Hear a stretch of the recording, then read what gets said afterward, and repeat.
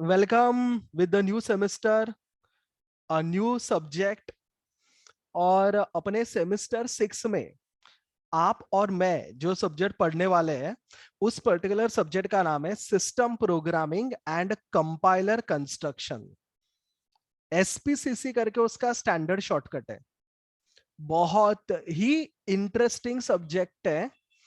Subject के अंदर ना, एसपीसीसी के अंदर सिस्टम प्रोग्रामिंग कंपाइलर कंस्ट्रक्शन, ये पर्टिकुलर सब्जेक्ट अगर आपके कॉलेज विलेज में भी चालू हो गया रहेगा तो आपके कॉलेज के टीचर्स ने भी आपको बोला रहेगा। इसके अंदर आपको बहुत सारे प्रॉब्लम्स सॉल्व करने। प्रोग्राम्स बहुत कम है, हार्डली 2-3 प्रोग्राम है जो अपने को इस पर्टिकुलर सब्जेक्ट के अंदर करने, but we need to solve lots of problems. तो मुझे एज अ टीचर ये सब्जेक्ट सिखाने के लिए बहुत ही अच्छा लगता है, क्योंकि थियोरेटिकल नहीं है, प्योर प्रॉब्लम बेस्ड है। तो अगर आपने अपने इसके पहले सेमेस्टर में एओए सब्जेक्ट एंजॉय किया रहेगा, if you enjoyed your AOA analysis of algorithm जो आपने सेमेस्टर 4 में देखा था, अगर वो अच्छा लगा है ना, तो ये सब्जेक्ट बहुत ही अच्छा लगेगा। उसके जैसा है, उसके अंदर जैसे ढेर सारे प्रॉब्लम सॉल्व किए थे, सम सॉल्व किए थे, वैसे एसपीसीसी के अंदर भी we need to solve lots and lots of problem. तो आज हम लोग अपने सिलेबस को रादर स्टार्ट भी करेंगे। एसपीसीसी के अंदर बेसिकली है क्या वो भी देखेंगे। प्री रिक्विजिट की बात करूं तो SPCC is all of a new subject, तो पहले का कुछ पता होना चाहिए। एज सच ऐसा कुछ जरूरी नहीं है। जो भी रिक्वायर्ड है आपको तो पता है, अपरेंटली पढ़ाते पढ़ाते मैं पढ़ा दूंगा, एंड कुछ नहीं समझा obviously you can get back to me. Okay student, तो I hope my voice is clearly audible, right ना? Yes sir. तो चलिए चलिए फिर अपना नया सेमेस्टर का नया सब्जेक्ट ये स्टार्ट करते हैं। Late me share my screen with you people. पहले सिलेबस के अंदर क्या है जरा वो एक बार देख लेते हैं, and then will start with our first chapter. तो let me share my screen with you. Okay, तो स्टूडेंट्स जैसे मैंने आपको ऑलरेडी बोला, मेरा जो सब्जेक्ट है वो प्योर प्रॉब्लम बेस्ड है। तो अपने को बहुत सारे इसके अंदर के प्रॉब्लम्स सॉल्व करने हैं। अगर सिलेबस की बात करूं तो मेरे एसपीसीसी के अंदर भी आपके बाकी सारे सब्जेक्ट की तरह टोटल 6 यूनिट्स है, 6 मॉड्यूल्स है। Will go one by one only, मतलब ऐसा नहीं कि पहला कुछ पहला वाला लेने वाले हैं या बाद में का यूनिट पहला लेने वाले हैं, ऐसा कुछ नहीं। Will go in sequence. जो मेरा सबसे पहला यूनिट है उसका नाम है इंट्रोडक्शन। ये एक्चुअली सिर्फ इंट्रोडक्शन ही है, मतलब इसके अंदर हम लोग बस कुछ 8-10 टर्म्स का डेफिनेशन देखने वाले हैं, दैट्स इट। सिलेबस के अंदर भी इसका वेटेज हार्डली कुछ 2 आवर्स का ही दिया है। तो आज हम लोग बेसिकली इस पर्टिकुलर यूनिट को खत्म भी करेंगे, इसका कोई इतना इंपॉर्टेंस है नहीं। मॉड्यूल 2 से एक्चुअल मेरे इंपॉर्टेंट चैप्टर्स चालू होते हैं। जो मेरा सेकंड मॉड्यूल है एसपीसीसी का, उसका नाम है असेंबलर। अगेन इसके अंदर अपने को स्टार्टिंग में थोड़ा सा थियोरी देखना है, एंड बाद में बहुत सारे प्रॉब्लम्स सॉल्व करने हैं मेरे असेंबलर के। माइक्रो प्रोसेसर ये सब्जेक्ट आपने पढ़ा इसके पहले? Yes sir. हाँ, तो अगर माइक्रो प्रोसेसर का अगर थोड़ा सा प्रोग्रामिंग आता है तो असेंबलर थोड़ा सा इजी लगेगा। अदरवाइज थोड़ा सा डिफिकल्ट है मेरा assembler chapter, but don't worry, will go step by step, तो इजी हो जाएगा वो। असेंबलर के बाद जो मेरा नेक्स्ट चैप्टर है उस पर्टिकुलर चैप्टर का नाम है मैक्रो प्रोसेसर। अगेन असेंबलर जैसा इसके अंदर भी कुछ थियोरी पार्ट है थोड़ा सा, एंड फिर बहुत सारे प्रॉब्लम्स है। मेरे चैप्टर का नाम है मैक्रो प्रोसेसर। मॉड्यूल नंबर 4 जिसके अंदर एक्चुअली आप 2 चैप्टर्स देखने वाले हो, जिसका नाम है लोडर्स एंड लिंकर्स।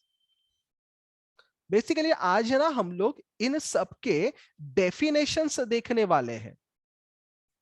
तो लोडर्स एंड रिंकर्स मतलब क्या, मैक्रो प्रोसेसर मतलब क्या, ऑल डेफिनेशंस आज देखेंगे, उनके बारे में डिटेल चैप्टर्स, डिटेल उनके यूनिट के अंदर हम लोग देखेंगे।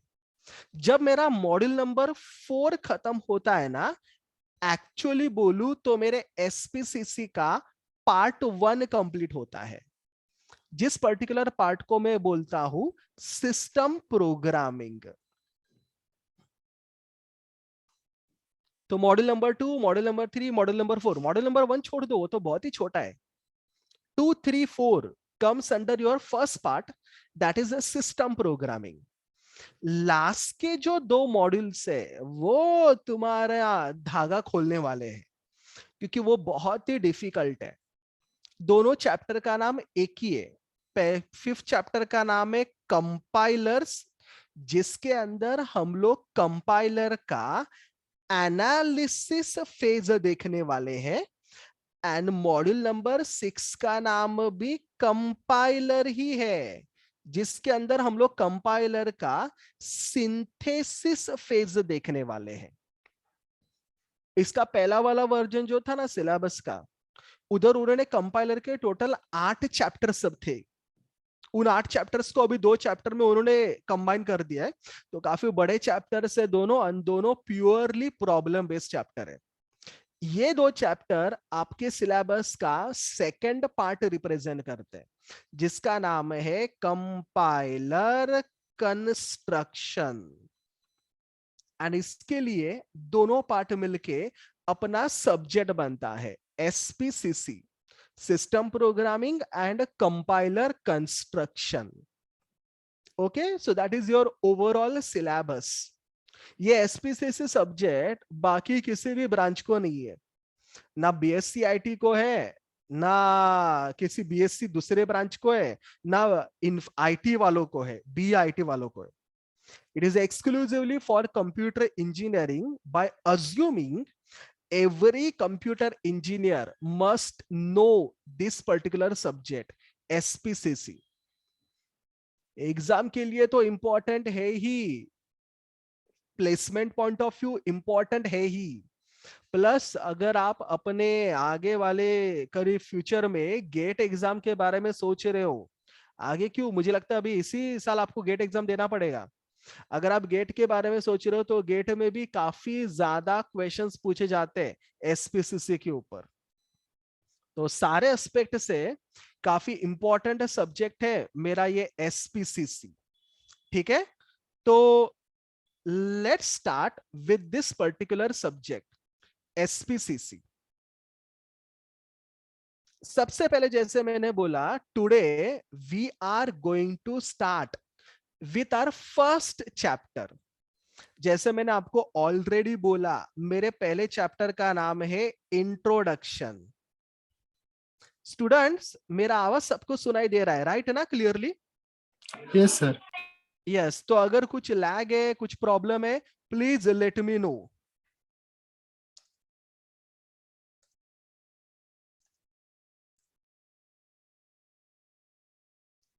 ओके,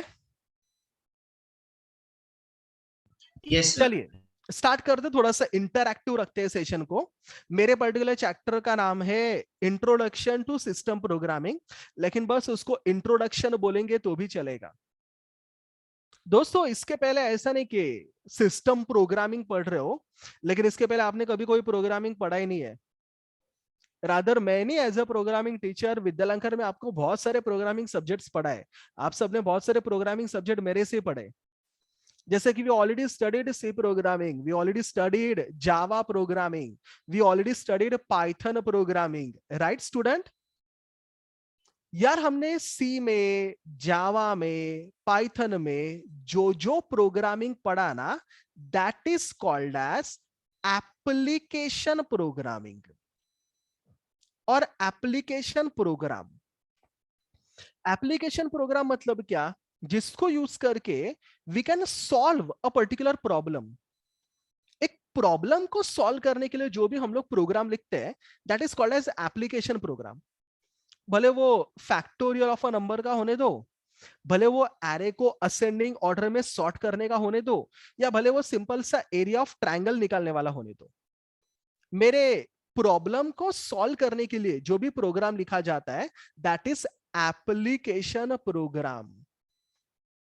एप्लीकेशन प्रोग्राम को यूज करके we can solve our problem. But student listen my words very carefully. Application program को रन करने के लिए, एप्लीकेशन प्रोग्राम कौन कौन से थे सर? जो हमने सी में किए, जो जावा में किए, जो पाइथन में किए। एप्लीकेशन प्रोग्राम्स को रन करने के लिए, एप्लीकेशन प्रोग्राम्स को एग्जीक्यूट करने के लिए जो प्रोग्राम लिखा जाता है या जो प्रोग्रामिंग किया जाता है that is called as system program. तो भाइयों, प्रॉब्लम को सॉल्व करने के लिए application program, but point to be noted is that application program को एग्जीक्यूट करने के लिए, रन करने के लिए, कंपाइल करने के लिए जो प्रोग्राम लिखा गया है that is called as system program. तो सिस्टम प्रोग्राम जिसको हम लोग अभी तक यूज कर रहे थे, हम लोग उसको लिख नहीं रहे थे। System program is used to execute your application program. अभी सिस्टम प्रोग्रामिंग के बहुत सारे एग्जाम्पल आ सकते हैं, जैसे कि compiler is the example of your system program. आपको पता है सी में, जावा में प्रोग्राम रन करने से पहले प्रोग्राम को कंपाइल करना पड़ता है, राइट स्टूडेंट? तो वो जो कंपाइलर है ना, that is the example of my system program. Assembler में भी आपको ये टर्म पता नहीं रहेगा, आज हम लोग देखने वाले, that is the example of system program. Loader, linker, जो आपको पता है आपके चैप्टर के नाम है, they are the examples of your system program. तो मेरे नॉर्मल प्रोग्राम को, एप्लीकेशन प्रोग्राम को रन करने के लिए जो प्रोग्राम में लिखता हूं that is called as system program. तो अभी सबसे पहला क्वेश्चन ये आता है, what is the difference between application program and system program? दोनों में डिफरेंस क्या है? अभी तक आपने जो भी पढ़ा that is the application program. अभी आप जो पढ़ने वाले हो that is called as system program. तो मेरे एप्लीकेशन प्रोग्रामिंग में या एप्लीकेशन सॉफ्टवेयर में और मेरे सिस्टम प्रोग्रामिंग में, सिस्टम सॉफ्टवेयर में क्या डिफरेंस है? जैसे मैंने बोला, एप्लीकेशन प्रोग्राम को यूज करके कैसे नॉर्मली हम लोग कोई भी स्पेसिफिक टास्क परफॉर्म कर सकते हैं, जैसे कि फैक्टोरियल ऑफ अ नंबर, जैसे कि मे बी कोई एप्लीकेशन क्रिएट करना जिधर हम लोग वीडियो कॉन्फ्रेंसिंग कर सके, that is the example of application program. May be कोई खुद का वेब ब्राउजर क्रिएट करना, that is the application of application program. May be area of triangle का छोटा सा प्रोग्राम लिखना, एप्लीकेशन प्रोग्राम। तो टास्क कितना भी बड़ा होने दो, कितना भी छोटा होने दो, उसके लिए आप जो प्रोग्राम लिखते हो ना that is called as application program. Whereas उस एप्लीकेशन प्रोग्राम को एग्जीक्यूट करने के लिए जो प्रोग्राम लिखा जाता है that is called as system program. System program को यूज करके, जैसे मैंने बोला, हम लोग एप्लीकेशन प्रोग्राम को एग्जीक्यूट करते हैं। तुम जानते हो, मैं जानता हूं, नॉर्मली एप्लीकेशन प्रोग्राम हम लोग हमेशा हाई लेवल लैंग्वेज में लिखते हैं, राइट स्टूडेंट? अच्छा, आपको याद है ना, आपके प्रोग्रामिंग टीचर ने ब्रैकेट में, मतलब मैंने, आपको कभी तो बोला रहेगा, बेसिकली प्रोग्रामिंग लैंग्वेजेस के 3 कैटेगरी थे, 3 क्लासेस थे, 3 टाइप थे। एक का नाम था लो level language. Have you heard something about low level language? कोई जानता है उसके बारे में, लो लेवल लैंग्वेज मतलब क्या? याद है, मैंने आपको पढ़ाया रहेगा, it is also called as a machine code language, it is also called as a binary code language. कोई बता पाएगा लो लेवल लैंग्वेज क्या होता है?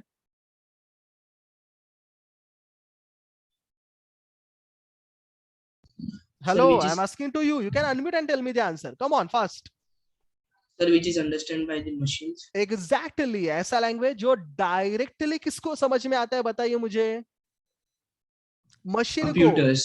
एंड कैन आई से वो लैंग्वेज हमेशा दो एंटिटीज को यूज करता है। कौन से दो एंटिटीज स्टूडेंट? 0 and 1. बराबर, 0 एंड 1 को जो यूजर करता है उसको मैं बोलता हूँ लो लेवल लैंग्वेज। जब लैंग्वेजेस का हायरार्की देखूं या हिस्ट्री देखूं तो स्टार्टिंग में लो लेवल लैंग्वेज ही बनाया गया था, जिधर हर चीज को रिप्रेजेंट करने के लिए हम लोग को जीरोज एंड वन लिखने पड़ते थे। The program contains only 0 and 1 and its combination. But as a programmer हर चीज को 0 and 1 के थ्रू रिप्रेजेंट करना, can I say, is very difficult. Programmer को बहुत डिफिकल्ट पड़ रहा था हर चीज को जीरोज एंड 1 में रिप्रेजेंट करना। इसके लिए प्रोग्रामर को ईज मिले, इसके लिए एक नया लैंग्वेज बनाया गया जिसका नाम है असेंबली लैंग्वेज। आज भी आपका माइक्रो प्रोसेसर जो लैंग्वेज यूज करता है ना, that is called as assembly language. Assembly language में ना प्रोग्राम लिखने के लिए नॉर्मली हम लोग दो चीजें यूज करते हैं। असेंबली लैंग्वेज में प्रोग्राम लिखने के लिए हम लोग यूज करते हैं ऑपकोड्स और हम लोग यूज करते हैं सिंबल्स। तो इन दोनों को यूज करके मैं अपना प्रोग्राम लिख सकता हूं, that is the assembly language. But ये ऑपकोड्स जो होते हैं वो नॉर्मली स्टैंडर्ड होते हैं, स्टैंडर्ड डिक्शनरी के अंदर होते हैं। मैं अपने खुद के ऑपकोड से नहीं बना सकता, मैं अपने खुद के सिंबल से नहीं बना सकता। तो मुझे एक स्टैंडर्ड मेंटेन करना पड़ता है, स्टैंडर्ड फॉलो करना पड़ता है। जो बना के दिया है मुझे उसी को यूज करना पड़ता है, that is the assembly language. और low level language, assembly language के बाद जो तीसरा कैटेगरी बनाया गया उसका नाम है हाई लेवल लैंग्वेज। आपने जो C plus plus, Java, Python ये सब पढ़ा ना, all they are the example of high level language. High level language जैसे नाम बोलता है, जिसको यूजर अपने खुद के लैंग्वेज में लिख सकता है। खुद के लैंग्वेज में लिख सकता है मतलब user can use their own words. हम लोग खुद के वर्ड्स यूज कर सकते हैं, हम लोग खुद का वोकैबुलरी यूज कर सकते हैं, हम लोग खुद का सिंटैक्स यूज कर सकते हैं। That is the high level language. तो मैं वही बोल रहा था आपको, मेरा जो बेसिकली एप्लीकेशन प्रोग्राम है वो हाई लेवल लैंग्वेज में होता है, वेरा जो भी मेरा सिस्टम प्रोग्रामिंग है या सिस्टम सॉफ्टवेयर है वो हमेशा लो लेवल लैंग्वेज में होता है। फटाक से बोलो, लो लेवल लैंग्वेज मतलब वो नॉर्मली कौन से फॉर्म में होता है, बताइए मुझे। Binary. एग्जैक्टली बाइनरी फॉर्म में होगा, जीरोज एंड वन में होगा। नेक्स्ट डिफरेंस, अगर मेरे पास एप्लीकेशन प्रोग्रामिंग नहीं है, विदाउट दिस, अगर एप्लीकेशन प्रोग्राम नहीं है तो विदाउट दिस द सिस्टम, मतलब मेरा कंप्यूटर विल रन। हाँ, मेरे प्रोग्राम में अगर फैक्टोरियल, मेरे मशीन में अगर फैक्टोरियल का प्रोग्राम नहीं है तो मेरे मशीन को थोड़ी प्रॉब्लम होगा, मेरा मशीन चलेगा, रन होगा, कोई प्रॉब्लम नहीं है। लेकिन भाइयों अगर आपके मशीन में सिस्टम प्रोग्राम नहीं है तो your system, your machine will not run. इसके लिए तो उसको सिस्टम प्रोग्रामिंग बोला जाता है। अगर ये नहीं है तो आपका सिस्टम रन नहीं होता। एप्लीकेशन प्रोग्राम नहीं है तो क्या हुआ, वो एप्लीकेशन नहीं चलेगा। लेकिन सिस्टम प्रोग्राम नहीं है तो आपका सिस्टम रन ही नहीं होगा। एप्लीकेशन प्रोग्राम को रन करता है यूजर, मतलब जब यूजर रिक्वेस्ट करेगा, जब हम लोग बोलते हैं कंपाइल कर, रन कर, तब जाके ये रन होता है। Means can I say it will get executed as per user request. System program का ऐसा नहीं है। जब आप अपना कंप्यूटर ऑन करते हो मेरा सिस्टम प्रोग्राम रन होता है। और जब आपने कंप्यूटर को ऑफ करते हो मेरा सिस्टम प्रोग्राम बंद होता है। मतलब आप नहीं बोलते सिस्टम प्रोग्राम चालू हो जा, सिस्टम प्रोग्राम बंद हो जा ना, आप अपना कंप्यूटर ऑन करते हो, सिस्टम प्रोग्राम ऑटोमेटिकली बैकग्राउंड में रन हो जाएगा। आप अपना कंप्यूटर ऑफ करते हो, सिस्टम प्रोग्राम ऑटोमेटिकली बंद हो जाएगा। It is beyond your user control. And जैसे आपको पता है पहले से ही, application program is basically use for specific task. Area of triangle is a task, Windows Media Player is a task, VLC player is a task, image is a task, area of triangle is a task। तो application program एक task के लिए बनाया जाता है। Whereas system programming जो होता है वो नॉर्मली जनरल पर्पस होता है। मतलब it is not limited to particular task. एक टास्क वो आपके एप्लीकेशन प्रोग्राम्स को रन करने के लिए यूज होता है। That is the difference between application programming and a system programming। मैं अगर फास्ट बोल रहा हूं तो मैं एक बार क्विकली रिपीट करता हूं and then guys we will proceed further. मैंने अपना लेक्चर स्टार्ट किया एप्लीकेशन प्रोग्राम से। Can I say application program जिसको यूज करके we can solve any particular problem.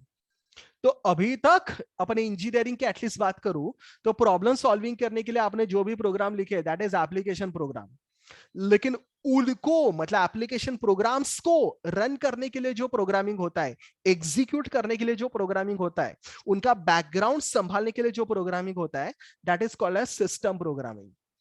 उसके अंदर फिर आपका कंपाइलर आया, उसके अंदर आपका असेंबलर आया, लोडर आया, लिंकर आया, मैक्रो प्रोसेसर आया, सब आ गए।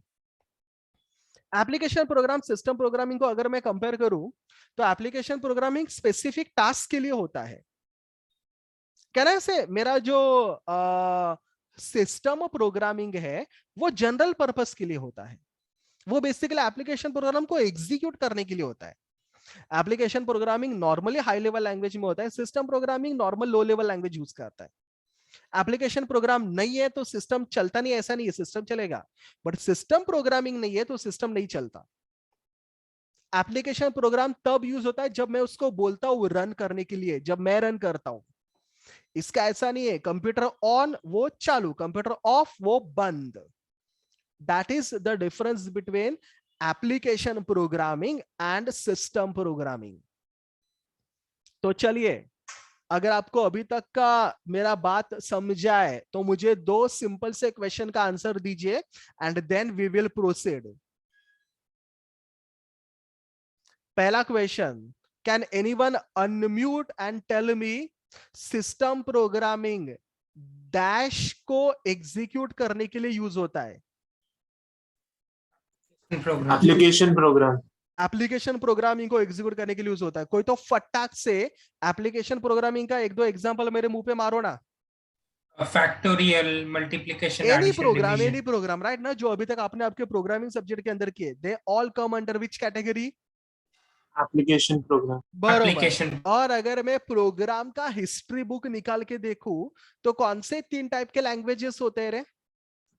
लो level language, high assembly level. Language, high level language. Low level language, assembly language, high level language. एक बोनस क्वेश्चन पूछ लेता हूं। असेंबली लैंग्वेज नॉर्मली दो चीजों को यूज करता है, ऐसे मैंने बोलते बोलते बोला था। Symbols and optodes. बरोबर, ऑपकोड्स एंड सिंबल्स। याद है आपको? Hello, yes yes. तो चलिए पहले काम करते हैं, इतना पाठ लिख देते हैं एंड देन देखते हैं कौन कौन से अलग अलग टाइप के सिस्टम प्रोग्रामिंग अपने को पढ़ने, अपने को पता होने चाहिए। Okay, our first part of syllabus deals with that only ना। सिस्टम प्रोग्रामिंग के अंदर अपने को वही देखना है। तो एक काम करो ना, नोटबुक के पहले पेज पे पहले ये चैप्टर्स का नाम लिख दीजिए and then we will start with our first chapter. Okay, just write down the name of the chapter Chapter 2, 3, 4 comes under system programming, and 5 and 6 come under compiler construction. And that's why the name of the subject is SPCC, System Programming Compiler Construction.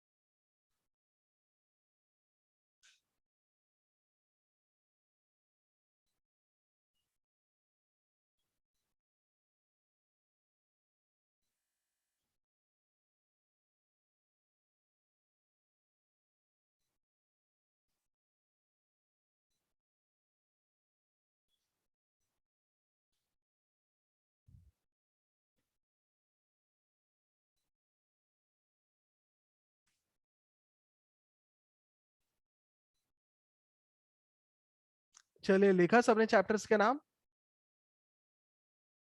Yes. Introduction, assembler, macro processor. It's not a micro, it's a macro processor. Loaders and linkers. Compiler, chapter 1 में analysis, और compiler synthesis. That is the overall syllabus of your SPCC. Is it done? लिखा सबने chapter के नाम? Yes, sir. चलिए, जो भी theory part है वो मैं स्लाइड के अंदर ऑलरेडी डाल के रखा है, तो आप उधर से कॉपी कर सकते हो. सब्जेक्ट का नाम आपको पता है, it is only for computer engineering semester 6. And even मेरा नाम भी सब अच्छे से जानती हो. I am professor Swapnil Sonawane. My initials in Vidyalankar is professor SSS. तो चैप्टर 1 इंट्रोडक्शन, वो तो आपने ऑलरेडी चैप्टर का नाम लिखा है.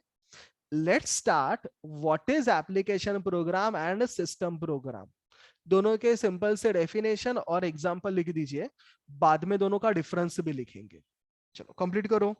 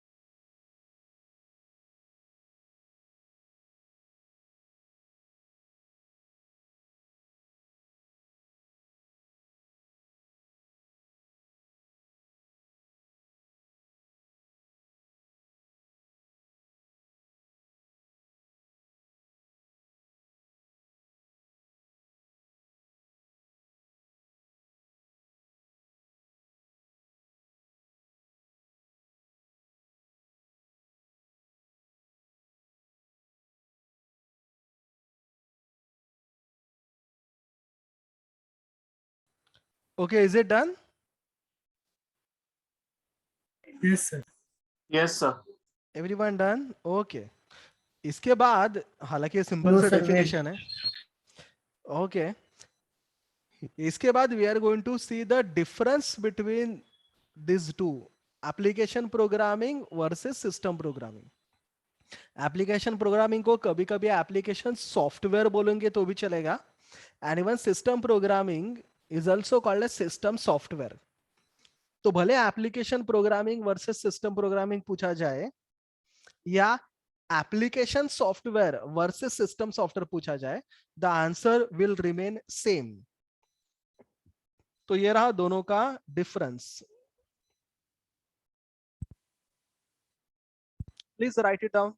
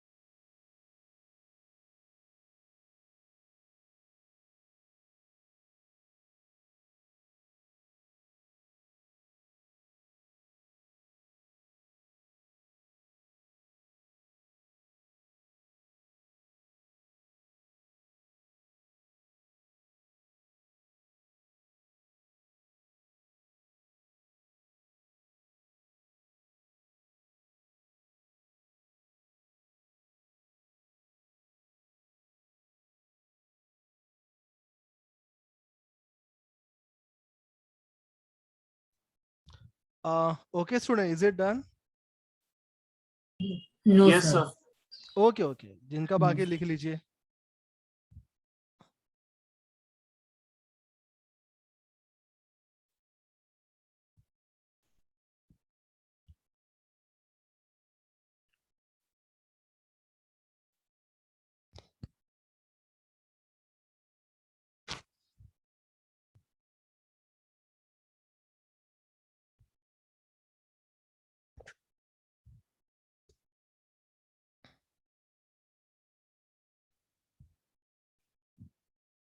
आप सबका कॉलेज स्टार्ट हुआ है राइट ना अभी?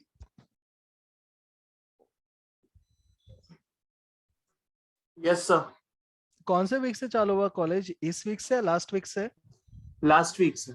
Last week sir. अच्छा, लास्ट वीक से स्टार्ट हुआ कॉलेज. तो कॉलेज में तो अभी असेंबलर वगैरह चल रहा रहेगा ना? हाँ, sir. Okay, good. सर हमारे कॉलेज में कुछ अलग ही हुआ है. मतलब हमारे कॉलेज का एसपीसीसी लेक्चर हो नहीं रहा था क्योंकि फैकल्टी नहीं था. ओके. तो फिर हमारा क्या किया कि हमारा और थर्डोमल का मैनेजमेंट बोर्ड सेम है ना, तो अच्छा. हमको बोला कि थर्डोमल के साथ क्लब होगा. ये वीक आज से चालू हुआ. आज फर्स्ट लेक्चर था, थर्डोमल के साथ क्लब हुआ. थर्डोमल वालों का फर्स्ट चैप्टर हो गया है, सेकंड चैप्टर हो गया है, थर्ड खत्म होने वाला. आज सेकंड लास्ट अरे लेक्चर था बाप रे. थर्ड मॉड्यूल का. थर्डोमल का और कौन सा ईयर का? इतना कुछ चैप्टर्स नहीं, कौन से सब्जेक्ट का? एसपीसीसी. नो, इतने चैप्टर्स नहीं हुए. I am from TSEC and where you? No, I don't think so many. Assembler ही चलता आज- रहेगा ना अभी तक? सर आज इतना हमको- चैप्टर्स नहीं हुआ आगे. हम 110%. I am from TSEC. तो फिर उन्होंने सेकंड स्किप किया है क्योंकि आज चैप्टर बोल रहे थे. मैंने हेडिंग भी पढ़ा, माइक्रो पता नहीं. नॉर्मली हाँ, मैक्रो मैक्रो प्रोसेसर आपका मॉड्यूल 2 है, बट मैक्रो प्रोसेसर स्किप करके लिंकर लोडर नहीं चालू करते नॉर्मली. हाँ, तो Okay, मैक्रो anyways, प्रोसेसर चल रहा था आज के हाँ, तो लेक्चर मैक्रो में. प्रोसेसर उतना थर्ड ध्यान यूनिट है. Unit number 1 is like nothing for SPCC. वो तो फटक से हो जाता है. मेन तो असेंबलर से चालू होता है. असेंबलर एक बड़ा यूनिट है, मैक्रो प्रोसेसर छोटा है, फिर लिंकर लोडर भी बड़ा यूनिट है, एंड देन कंपाइलर कंस्ट्रक्शन के वो 2 यूनिट्स. ओके, एनीवेज इधर तो आपको पता चलेगा, इधर आप लिंक में रहोगे, so don't worry about it. I guess सबका हुआ रहेगा कंप्लीट. तो लेट मी प्रोसीड. ये एक क्वेश्चन एक आध बार एग्जाम में पूछा गया है, difference between application programming, system programming. जैसे मैंने आपको पहले ही बोला, application software versus system software पूछा जाए तो भी आंसर सेम आएगा, प्रोग्रामिंग पूछा जाए तो भी आंसर सेम ही आएगा. ठीक है, आगे बढ़ते हैं. जैसे आप सबको अभी तक आइडिया आ चुका है, बेसिकली इस पर्टिकुलर सब्जेक्ट के अंदर हम लोग सिस्टम प्रोग्रामिंग के ही अलग अलग टाइप्स देखने वाले हैं. तो let me start again with the same point जो मैंने थोड़ी देर पहले आपको क्वेश्चन पूछा था. मैंने बोला था ना, there are 3 types of programming: low level language, assembly language और high level language. But at the same time student, आप सबको ये भी पता है, program is used to communicate with the computer, right? और कंप्यूटर को कौन सा लैंग्वेज समझ में आता है रे? Computer know only which language? Low level. Exactly. तो अगर मैं असेंबली लैंग्वेज की बात करूं, if I talk about the assembly language, can I से मैं असेंबली लैंग्वेज में प्रोग्राम लिखूंगा, मैं प्रोग्राम लिखूंगा असेंबली लैंग्वेज में, लेकिन जिसके लिए प्रोग्राम लिखता हूं उस पर्टिकुलर प्रोग्राम को तो, या उस पर्टिकुलर मशीन को तो, कैन आई से सिर्फ मशीन कोड लैंग्वेज समझ में आता है. ये तो सबको पता है. तो जैसे हाई लेवल लैंग्वेज में कंपाइलर होता है, असेंबली लैंग्वेज में भी कोई ना कोई रहेगा ना जो मेरे असेंबली लैंग्वेज को मशीन कोड लैंग्वेज में कन्वर्ट कर सके. एंड स्टूडेंट्स, असेंबली लैंग्वेज को मशीन कोड लैंग्वेज में कन्वर्ट करने के लिए मेरा असेंबलर होता है. तो असेंबलर आपके सिलेबस का मॉड्यूल 2 क्या करता है पता चला? आप जो असेंबली लैंग्वेज लिखते हो ना, वो मेरे कंप्यूटर को समझे, इसके लिए उसको मशीन कोड लैंग्वेज में कन्वर्ट करेगा।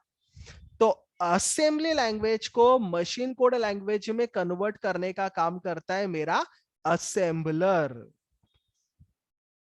अभी असेंबली या असेंबलर की बात की है, तो उसके अंदर थोड़ा सा और एक स्टेप जाता हूं। स्टूडेंट, आपको पता है नॉर्मल प्रोग्राम्स में आपने सी के प्रोग्राम पढ़े, आपने जावा के पढ़े, आपने इवन पाइथन भी पढ़ा है। नॉर्मल प्रोग्राम्स में हम लोग एक कॉन्सेप्ट यूज करते, फंक्शन। याद है? कोई भी ऑपरेशन परफॉर्म करने के लिए we use to write a function. तो फिर फंक्शन का बॉडी लिखते हैं एंड फिर कॉल करके फंक्शन को यूज करते हैं। फॉर एग्जाम्पल, अगर मेरे पर्टिकुलर प्रोग्राम के अंदर सपोज एक M1 नाम का फंक्शन है, सी में उसको फंक्शन बोलता हूं, जावा के अंदर उसको मेथड बोलता हूं। तो फॉर एग्जाम्पल, अगर मेरे पास, जस्ट अ मिनट,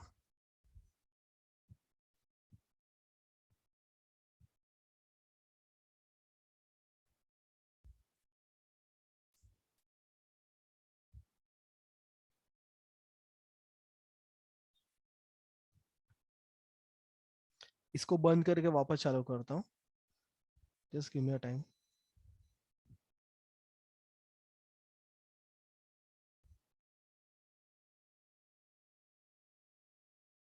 हाँ, तो अगर मेरे पास सपोज एक M1 करके मेथड है, आपको पता है सी में, जावा में मुझे उस पर्टिकुलर मेथड को डिफाइन करना पड़ता है एंड कॉल करते समय जब जब मैं M1 को कॉल करूंगा, क्या से मेरा कंपाइलर मेरे कॉल से डेफिनेशन पे जंप मारता है, डेफिनेशन को एग्जीक्यूट करता है और वापस आता है और आगे के स्टेटमेंट एग्जीक्यूट करता है। ये तो नॉर्मल प्रोग्रामिंग का कॉन्सेप्ट आप सबको पहले से ही पता है। कहने का मतलब क्या है, जैसे आपके नॉर्मल हाई लेवल लैंग्वेज में फंक्शन होता है, जैसे यूपी में आपने सब रूटीन से लिखे रहेंगे, जैसे आपके हाई लेवल लैंग्वेज में फंक्शन होता है, सब रूटीन्स होते हैं, वैसे ही मेरे असेंबली लैंग्वेज में एक कॉन्सेप्ट यूज होता है, जिस पर्टिकुलर कॉन्सेप्ट का नाम है macros. Macro is like a function. It is a small set of statement. इसका डेफिनेशन भी लिखा जाता है, it is a small set of statements. मतलब जैसे फंक्शन के अंदर आप स्टेटमेंट लिखते हो ना, वैसे मैक्रो के अंदर भी आप स्टेटमेंट लिखते हो। एनीवेज मॉड्यूल नंबर 3 में मैक्रो प्रोसेसर के अंदर ये सब पढ़ना है, लेकिन अगर थोड़ा सा ब्रीफ करूं या एक छोटू सा एग्जांपल दूं, तो मैक्रो लिखने के लिए ना स्टूडेंट, आपको एक कीवर्ड यूज करना पड़ता है, जिस कीवर्ड का नाम है मैक्रो। मैक्रो कीवर्ड के बाद मुझे मेरे पर्टिकुलर मैक्रो का नाम लिखना पड़ेगा। मैक्रो का नाम कुछ भी हो सकता है। फॉर एग्जांपल, मैक्रो का नाम दिया मैंने XYZ करके। अभी नीचे उस पर्टिकुलर मैक्रो के अंदर, macro is like a function ना, और जैसे आपने मैक्रो का डेफिनेशन भी बोला, उसके अंदर स्टेटमेंट्स होते हैं। तो अंदर ना इस पर्टिकुलर मैक्रो के अंदर जो जो स्टेटमेंट्स है वो आपको सब लिखने पड़ेंगे। फॉर एग्जांपल, इसके अंदर सपोज मैंने पहला स्टेटमेंट लिखा लोड ए करके, ये स्टेटमेंट क्या करेगा थोड़ी देर बाद आपको बताऊंगा। इसके बाद सपोज इसके अंदर मैंने दूसरा स्टेटमेंट लिखा ऐड ए कॉमा बी, जिसका मतलब है ए और बी को ऐड करो। आई नो ये थोड़ा सा नया आपको सिंटैक्स लग रहा है, ये असेंबली लैंग्वेज है, असेंबलर के अंदर इसको पढ़ने वाले हैं, फिलहाल सिर्फ ध्यान रखिए। फॉर एग्जाम्पल, इसके अंदर मैंने एक तीसरा स्टेटमेंट लिखा, सपोज स्टोर बी करके।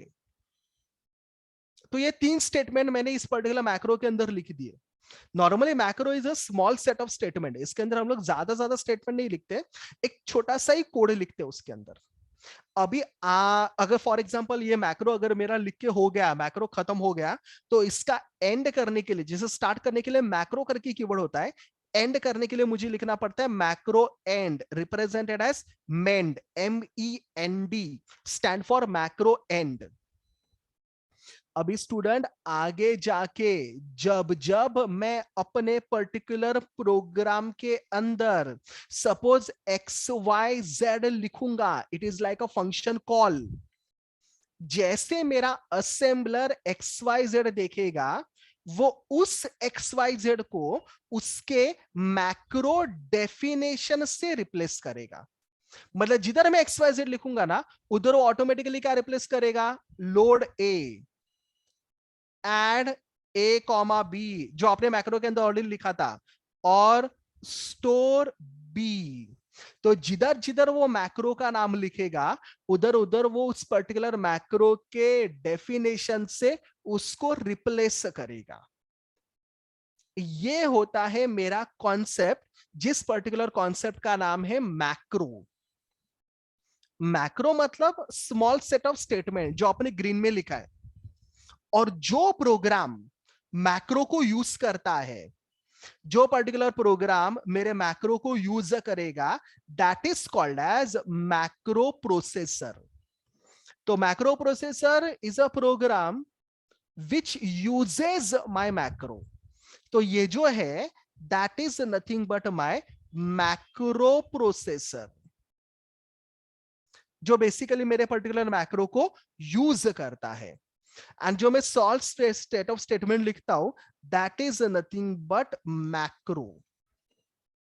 तो macro and macro processor is my second system software. पहला मेरा असेंबलर है, जो आपको पता है असेंबली लैंग्वेज को मशीन लैंग्वेज में कन्वर्ट करता है। दूसरा मेरा मैक्रो है। मैक्रो मतलब क्या, small set of statement. And macro processor मतलब क्या, ऐसा प्रोग्राम जो मेरे पर्टिकुलर मैक्रो को यूज करता है, उस पर्टिकुलर प्रोग्राम को मैं बोलता हूं मैक्रो प्रोसेसर। मैंने जो बोला सबको क्लियर है क्या, या बाउंसर गया? Yes, sir. Clear. Okay.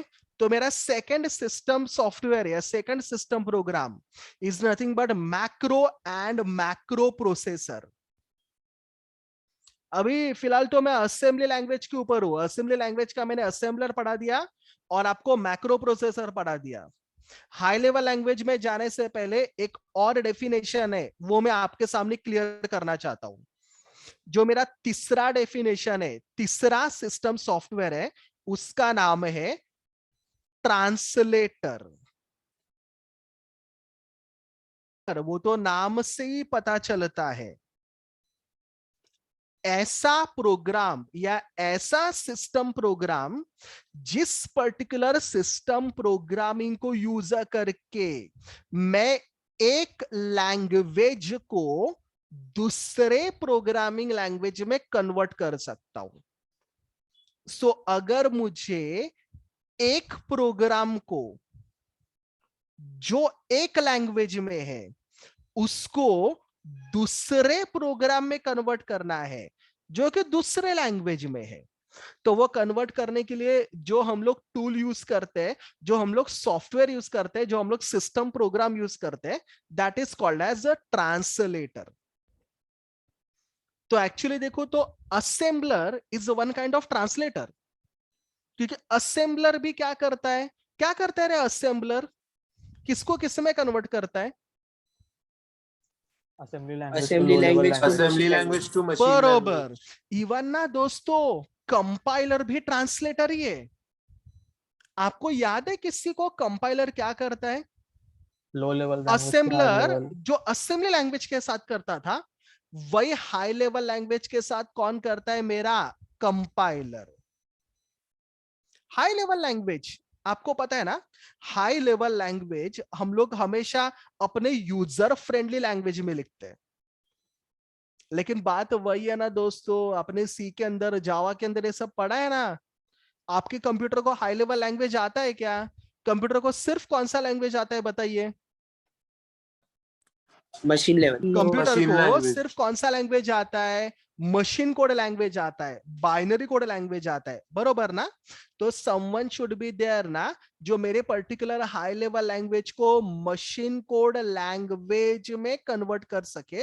And even वो भी कन्वर्जन करता है मेरा कंपाइलर।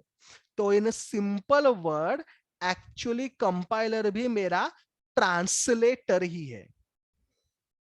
तो assembler is also translator and even compiler is also a translator. बहुत घाई घाई कर रहा हूं क्या मैं? Is it clear everyone? Yes, sir. तो ये Yes, sir. कंपाइलर का डेफिनेशन तो आपको सेमेस्टर 2 में ही पता था, जो बेसिकली मेरे हाई लेवल लैंग्वेज को मशीन कोड लैंग्वेज में कन्वर्ट करता है. नॉर्मली स्टूडेंट, जब आप किसी भी लैंग्वेज को मशीन कोड में कन्वर्ट करते हो, मशीन कोड मतलब जीरोज एंड वन ना, उस पर्टिकुलर कोड को कभी कभी मैं ऑब्जेक्ट कोड भी बोलता हुआ. It is also called as object code. नहीं, अभी बता के रख रहा हूं, कल को अगर कभी गलती से मैंने तुम्हारे सामने ये वर्ड यूज किया ऑब्जेक्ट कोड, तो कंफ्यूज मत हो जाइए. ऑब्जेक्ट कोड मतलब कौन सा language? Machine code language, binary code language, which is there in the form of 0 and 1. अभी कंपाइलर क्या करता है सबको पता चला, एंड असेंबलर क्या करता है वो भी सबको पता चला. एक शॉर्ट में, असेंबलर और कंपाइलर अल्टीमेटली मुझे आउटपुट के तौर पे क्या देते हैं रे? Machine code language. बरोबर, मशीन कोड लैंग्वेज देते हैं. बरोबर. असेंबलर असेंबली को मशीन कोड में कन्वर्ट करता है, कंपाइलर हाई लेवल को मशीन कोड में कन्वर्ट करता है. दोनों मुझे देते हैं मशीन कोड लैंग्वेज. अच्छा, मशीन कोड लैंग्वेज मिला, अभी क्या आगे क्या करूं? आपने प्रोग्राम लिखा, कंपाइलर ने सपोज उसको मशीन कोड लैंग्वेज में कन्वर्ट किया, अभी क्या होगा? What is the next step? Compiler और असेंबलर के बाद जो नेक्स्ट बंदा पिक्चर में आता है ना अपना काम करने के लिए, उस पर्टिकुलर बंदे का नाम है लिंकर. मेरा next system program linker. Again, जैसे आपने मुझे बोला कंपाइलर ने, असेंबलर आपको एज अ आउटपुट क्या देता है रे हमेशा? Compiler, Machine assembler code language. Output क्या देता है? मशीन कोड देता है. बरोबर यार. मशीन कोड को मैं जस्ट नया नाम ऑब्जेक्ट कोड बोलूंगा, चलेगा क्या? Yes. तो सपोज स्टूडेंट ये मेरा ऑब्जेक्ट कोड है. लेट्स सपोज ये ऑब्जेक्ट कोड है मेरे मेन प्रोग्राम का, जो मेरा प्रोग्राम मैंने लिखा. But guys, do you remember program के अंदर हम लोग कभी कभी एक्सटर्नल रिसोर्सेस भी यूज करते हैं. अभी लिखता नहीं, ओरली बोलता हूं क्योंकि मुझे लगता है मेरे स्टूडेंट है, समझ सकते हैं. सी का प्रोग्राम याद है आपको? सी का प्रोग्राम, सी प्रोग्राम में नॉर्मल प्रोग्राम के अंदर याद है आप अलग अलग हेडर फाइल्स को इंक्लूड करते थे. stdio.h, math.h. Do you remember? Yes, sir. Yes, sir. Yes, sir. जावा का प्रोग्राम याद है? जावा के प्रोग्राम में आप याद है हम लोग अलग अलग पैकेजेस को इंपोर्ट करते थे. याद है? java.util को इंपोर्ट करते थे, java.io को इंपोर्ट करते थे. याद है? इवन पाइथन के अंदर भी तो हम लोग अलग अलग मॉड्यूल्स को अपने प्रोग्राम के अंदर इंपोर्ट करते थे ना स्टूडेंट. तो मेरा प्रोग्राम बहुत बार खुद का तो ऑब्जेक्ट कोड यूज करता है, लेकिन जैसे अगर सी प्रोग्राम का एग्जांपल लू, कहने से वो बहुत बार stdio.h को भी अपने अंदर यूज करता है. मतलब वो उसका भी ऑब्जेक्ट कोड यूज करता है. ऑब्जेक्ट कोड 1 नाम देता है उसको सपोज. सिर्फ एक ही नहीं, ऐसे कहने से मेरा पर्टिकुलर प्रोग्राम बहुत सारे हेडर फाइल को यूज कर सकता है. मतलब वो दूसरे भी ऑब्जेक्ट कोड को यूज कर सकता है. लाइक stdio.h को यूज करेगा, math.h को भी तो यूज कर सकता है. तो ऐसा मेरा प्रोग्राम खुद के ऑब्जेक्ट कोड के साथ साथ बाकी सबके ऑब्जेक्ट कोड भी यूज करता है.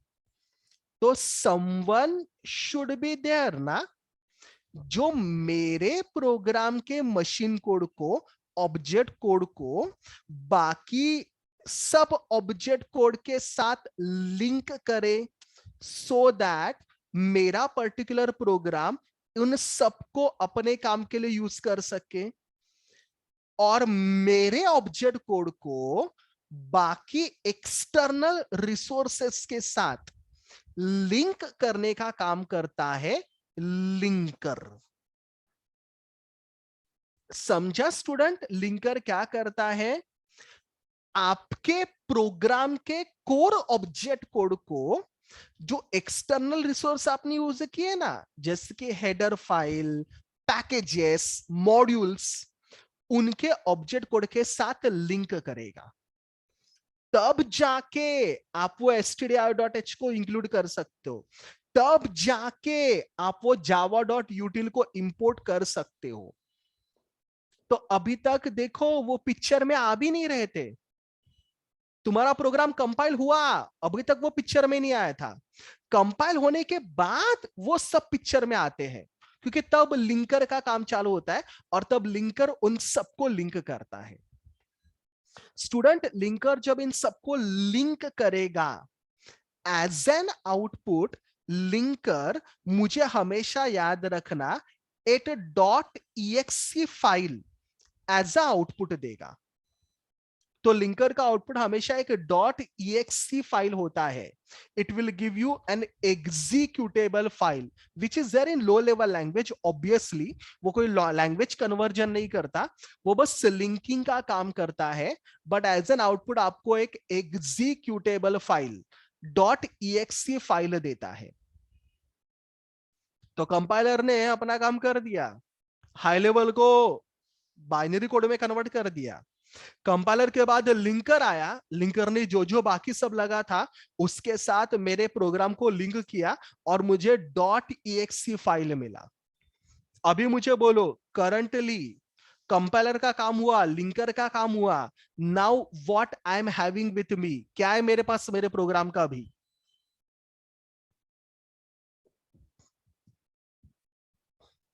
क्या है मेरे पास मेरे प्रोग्राम का? .exe file. एग्जीक्यूटेबल फाइल, बरोबर, जो मुझे किसने दिया बताइए? Linker. Linker. Is it clear everyone? Yes sir. Yes. Linker जिधर अपना काम खत्म करता है उधर ही अपने नेक्स्ट सिस्टम प्रोग्राम का काम चालू होता है, जिसका नाम है लोडर। तो चलो यार, आप ही मुझे बोलो, लोडर के लिए इनपुट क्या रहेगा बताइए? exe file. बरोबर, लोडर .exe फाइल को एज अ इनपुट लेगा। लोडर कुछ कन्वर्जन बिनवर्जन नहीं करता, as the name suggest, loader load करने का काम करता है। लोडर उस .exe फाइल को, मतलब उस पर्टिकुलर प्रोग्राम को लोड करेगा इन माय मेन मेमोरी। जो मेरे कंप्यूटर का मेन मेमोरी होता है ना, मेन मेमोरी मतलब सबको पता है रे, रैम मेमोरी। तो रैम मेमोरी के अंदर उस .exe फाइल को लोड करेगा, तब जाके मेरा कंप्यूटर प्रोग्राम को एग्जीक्यूट करता है। तो तब तक प्रोग्राम सेव भी नहीं होता। सेव करने का काम करता है लोडर। लोडर प्रोग्राम को सेव करेगा मेन मेमोरी के अंदर और तब जाके आपका कंप्यूटर प्रोग्राम को रन करेगा। इसके लिए हमेशा प्रोग्राम रन करने से पहले वो आपको सेव करने के लिए बोलता है, सो दैट आपको उसको पता चले कौन से मेमोरी में आप उसको सेव करना चाहते हो, कहां पे, कौन से लोकेशन पे सेव करना चाहते हो। तो लोडर उस .exe फाइल को लेगा, आपके मेन मेमोरी को देगा, एंड देन आपका कंप्यूटर, जो कि मशीन कोड समझ सकता है, ऑब्जेक्ट कोड समझ सकता है, मेरे उस .exe फाइल को, एग्जीक्यूटेबल फाइल को रन करेगा and my program will get executed. So that is the overall flow of the program execution. पहले असेंबलर या कंपाइलर काम करेगा, उनके बाद लिंकर काम करेगा और उनके बाद लोडर अपना काम करता है फाइनली, जो मेरे पर्टिकुलर प्रोग्राम को लोड करता है। तो ये अभी तक के 6 सिस्टम सॉफ्टवेयर या 6 सिस्टम प्रोग्राम्स है। पहला था असेंबलर, दूसरा था मैक्रो एंड मैक्रो प्रोसेसर, तीसरा था ट्रांसलेटर, चौथा था compiler, the fifth one was linker and the sixth one is loader. मैं 1 मिनट चाहिए तो वेट करता हूं, कुछ डाउट है please ask me. In 6 system software में कुछ डाउट है किसी? सर लिंकर में बोलना। आपने ऑब्जेक्ट कोड लिखा है, what does that represent? Object code मतलब तेरा बाइनरी कोड। तेरा कंपाइलर तुझे बाइनरी कोड ही देता है, राइट ना? Hello? Yes sir, yes sir. तो उस बाइनरी कोड को तेरे एक्सटर्नल फाइल से, मतलब मे बी तेरा हेडर फाइल रहेगा, असेंबली लैंग्वेज की बात करूं तो मैक्रोज रहते हैं, तो उन मैक्रोज के we can say object file से, मैक्रोज के लोअर लैंग्वेज से कंपेयर या कंबाइन करने का काम करता है मेरा लिंकर। तो ये object code 1 is like stdio.h का ऑब्जेक्ट कोड, ये object code 2 is like math.h का ऑब्जेक्ट कोड। तो तेरे प्रोग्राम का ऑब्जेक्ट कोड इन दोनों के साथ लिंक करेगा मेरा लिंकर, तब जाके वो stdio.h को या math.h को यूज कर सकता है मेरा प्रोग्राम, एंड उसका फिर .exe फाइल बनाता है। मतलब लिंकर सबसे इंपॉर्टेंट काम करता है यहाँ पे। तो सर मतलब math.h और stdio.h जो हम नॉर्मली सिर्फ नेम दे देते हैं, उसका अपना खुद का बहुत बड़ा कोड होता है, ऑब्वियसली उसको वो उसका लिंक अपना खुद करता का है। कोड है ना स्टूडेंट्स, वो तो आपके लाइब्रेरीज है ना, उनको हम लोग हेडर फाइल्स बोलते हैं ना। हाँ, दे right. all are having their corresponding object code। Okay, तो ये उनका जो करस्पॉन्डिंग कोड रहता है वो उसको हमारे मेन प्रोग्राम से लिंक करता बरोबर है। लिंक करेगा, मतलब आप उनको अपने प्रोग्राम के अंदर यूज कर सकते हो। क्लियर? तब जाके वो Yes, sir. प्रिंटफ में आपको एरर नहीं मारेगा, तब जाके वो एसक्यूआरटी फंक्शन में आपको एरर नहीं मारेगा, क्योंकि प्रिंटफ उसको पता है हाँ stdio.h का ऑलरेडी मेरे पास ऑब्जेक्ट कोड है, एसक्यूआरटी उसको पता है math.h का ऑलरेडी मेरे पास ऑब्जेक्ट कोड है, तो वही लिंकिंग का काम करता है मेरा लिंकर। एंड फाइनली सिर्फ लिंकिंग ही नहीं करता, उसका एक सिंगल .exe फाइल भी बनाता है प्रोग्राम का, जो फिर जब लोडर अपने मेन मेमोरी के अंदर लोड करेगा, आपका कंप्यूटर मेरे प्रोग्राम को एग्जीक्यूट करेगा and I will get the output. Apart from these 6 system softwares, जो मेरा नेक्स्ट सिस्टम सॉफ्टवेयर है उसका नाम है डिवाइस ड्राइवर। हालांकि थोड़े से लेस इंपॉर्टेंट है लेकिन फिर भी है, तो अपने सिस्टम सॉफ्टवेयर के अंदर हम लोग इनको पढ़ते हैं। डिवाइस ड्राइवर बेसिकली आपको पता है अभी आजकल तो ना ये विंडोज 10 विंडोज 11 में ड्राइवर्स ऑटोमेटिकली इंस्टॉल हो जाते हैं, बट अगर आपने कभी विंडोज के लोअर वर्जन यूज किए रहेंगे तो आपको पता है ना, मैं कोई भी अगर हार्डवेयर यूज करता हूं तो मुझे उसका ड्राइवर पहले इंस्टॉल करना पड़ता है। Do you know this thing? Normally इतना ही नहीं, अगर मैं कोई यूएसबी भी यूज कर रहा हूं ना तो यूएसबी के भी ड्राइवर पहले इंस्टॉल करने पड़ते थे। गाइस यस और no? Yes, sir. Yes, even sir. अगर मैं कोई प्रिंटर यूज करता हूं, अभी विंडोज 10 विंडोज 11 में ना उन्होंने ये कॉमन डिवाइसेस के कॉमन हार्डवेयर के ड्राइवर ऑटोमेटिकली दे दिए, लेकिन अगर आपने कभी विंडोज एक्सपी या विंडोज 7 वगैरह कभी एक्सपीरियंस किया रहेगा तो आपको पता रहेगा, उनमें ना प्रिंटर यूज कर रहे होगे, स्कैनर यूज करोगे या कोई वेबकैम यूज करोगे या कोई आप इवन पेन ड्राइव यूज करोगे, तो उसके ड्राइवर्स पहले आपको आपके मशीन में लोड करने पड़ते हैं। And those drivers, those hardware drivers are called as device driver। क्योंकि स्टूडेंट नॉर्मली कॉन्सेप्ट क्या है पता है क्या? आपका जो भी हार्डवेयर होता है, it may be printer, it may be your USB drive, it may be your webcam, whatever, उस पर्टिकुलर हार्डवेयर को सिर्फ उसका मतलब उस हार्डवेयर का स्पेसिफिक मशीन कोड समझ में आता है। हार्डवेयर को हार्डवेयर स्पेसिफिक मशीन कोड समझ में आता है, लेकिन आपका जो ऑपरेटिंग सिस्टम होता है, operating system, you already studied this subject ना, ओएस? Yes. हेलो? तो Yes, ऑपरेटिंग sir. सिस्टम क्या सबको पता है? ऑपरेटिंग सिस्टम जिसको यूजर करके, it is basically the interface between user and computer ना, हम लोग कंप्यूटर के साथ कम्युनिकेशन कर सकते हैं। आपका जो ऑपरेटिंग सिस्टम होता है वो हमेशा किसी भी हार्डवेयर को यूज करने के लिए it always give you high level commands. तो ओएस तो हमेशा हाई लेवल की कमांड्स देगा, लेकिन मेरे हार्डवेयर को सिर्फ उसका हार्डवेयर स्पेसिफिक मशीन कोड समझ में आता है। तो समवन शुड बी देयर जो मेरे ओएस के कमांड्स को उस हार्डवेयर के मशीन कोड में कन्वर्ट कर सके, एंड मेरे ओएस के कमांड्स को हार्डवेयर के मशीन कोड में कन्वर्ट करने का काम करता है मेरा device driver. I am very sorry for my bad handwriting, लेकिन आपको तो अभी आदत हो चुकी है। तो डिवाइस ड्राइवर आपके ओएस के कमांड्स को हार्डवेयर के मशीन कोड में कन्वर्ट करेगा।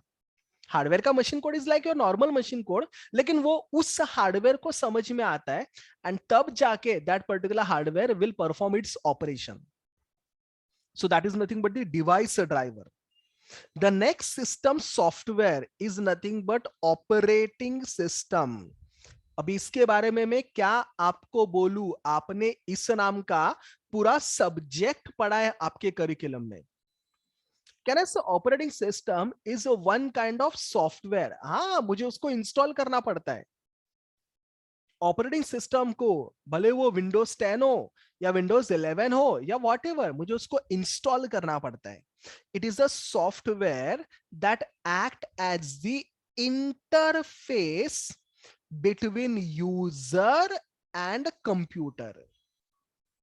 तो मुझे मेरे कंप्यूटर के ऊपर कोई भी ऑपरेशन करना है, कोई भी टास्क परफॉर्म करना है, तो उसके लिए जो मुझे यूआई प्रोवाइड करता है, यूजर इंटरफेस प्रोवाइड करता है, that is nothing but the operating system. तो जैसे प्रोग्राम करने के लिए या सी का प्रोग्राम करने के लिए टर्बो सी या डेव सी हम लोग यूज करते थे, वो उसका यूआई था। हम लोग प्रोग्राम उसके अंदर लिखते थे एंड बाद में बैकग्राउंड में वो प्रोग्राम रन होता था। वैसे आपके मशीन के ऊपर कोई भी ऑपरेशन परफॉर्म करने के लिए, भले वो ब्राउजर को ओपन करना हो, कोई पर्टिकुलर आइकन के ऊपर क्लिक करना हो, या कोई टेक्स्ट एंटर करना हो, जो इंटरफेस प्रोवाइड करता है that is nothing but the operating system. The next system software is nothing but editors. Again the simple one, editors सबको पता है। It is the system software tool which is used to write a code on particular language.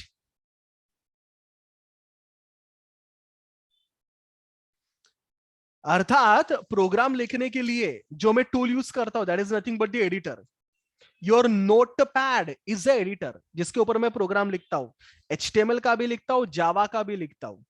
आपका जो Dave C++ का window है जिसके ऊपर आपने आपके डेटा स्ट्रक्चर के सी के प्रोग्राम किए थे, that is one kind of editor. तो जिसके ऊपर मैं प्रोग्राम लिखता हूं ना, that is nothing but the editor, जिसके अंदर एक कंपाइलर, इंटरप्रेटर, ये सब फंक्शनैलिटीज ऑलरेडी प्रेजेंट होते हैं। That is nothing but the editor. Notepad is the editor, Dev C++ is the editor, Turbo C++ is the editor, जिसके ऊपर मैं प्रोग्राम लिख सकता हूं। I can write a code in a particular language, that is called as editor. And the last system software जो आपको पता होना चाहिए that can be asked is nothing but debuggers. Debuggers जिनका काम होता है प्रोग्राम को debug करना।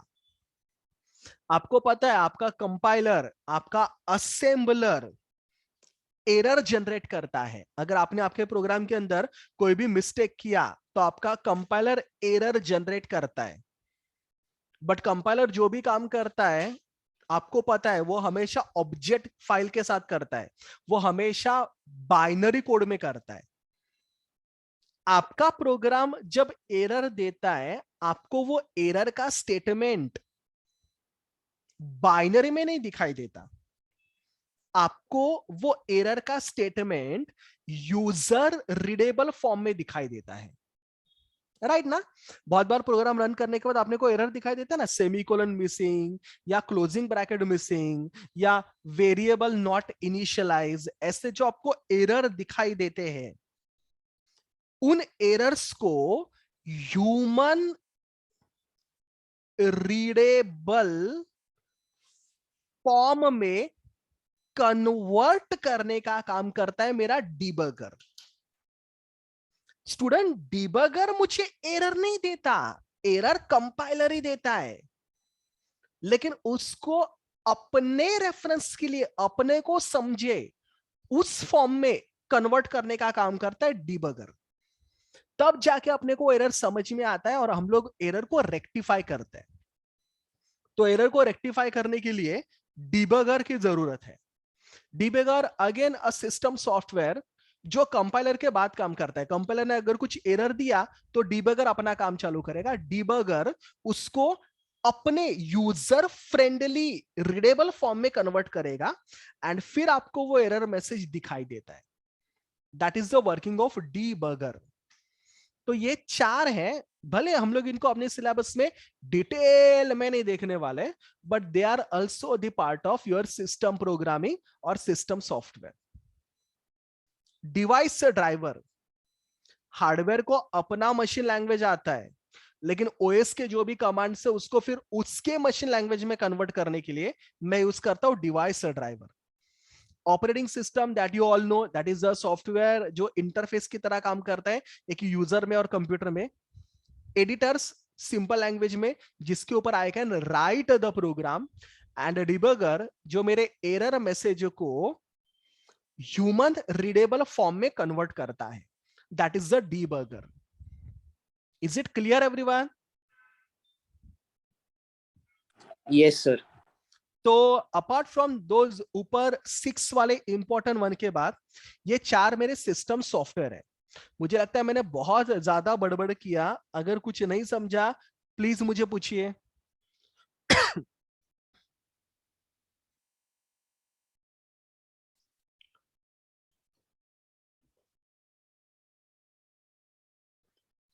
क्लियर है सबको? तो इट विल बी अप्रिशिएटेड अगर आप चैट विंडो पे मुझे क्लियर मैसेज डालेंगे। If it is clear please put clear message in the chat window.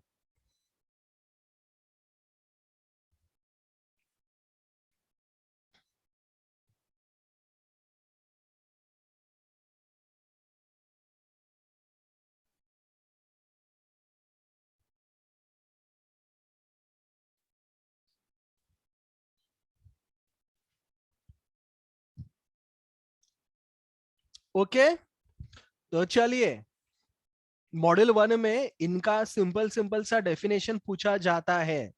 Exam में 2-3 बार ऐसा भी क्वेश्चन पूछा गया है, explain any 4 system softwares, explain any 5 system softwares. If you notice total मैंने आपको 10 सिस्टम सॉफ्टवेयर पढ़ा है। इफ दे आस्क एनी 4 और एनी 5, आप इनमें से कोई भी 4 और 5 का डेफिनेशन लिख के उनका एग्जाम्पल दे सकते हो। तो लेट्स स्टार्ट। टॉपिक का नाम लिखिए टाइप्स ऑफ सिस्टम प्रोग्राम्स। उसमें पहला असेंबलर। डेफिनेशन लिखेंगे और नीचे ना असेंबलर का हम लोग वो डायग्राम भी बनाएंगे। अभी डायग्राम मैंने वन नोट में बनाया था, बट स्टिल मैं इधर फिर से एक बार बना देता हूं।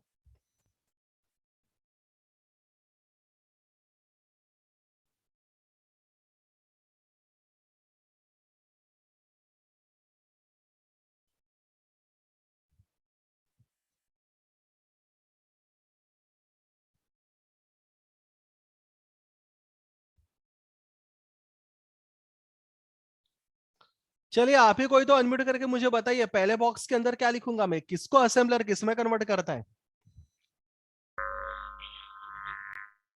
असेंबली लैंग्वेज को लो लेवल में, मशीन कोड लैंग्वेज।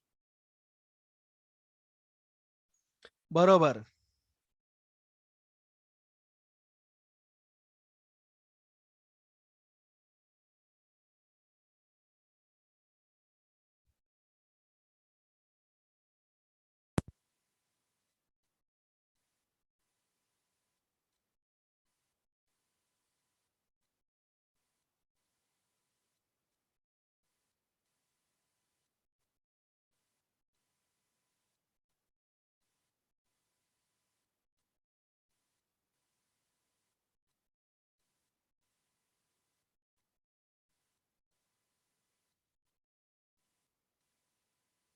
Done?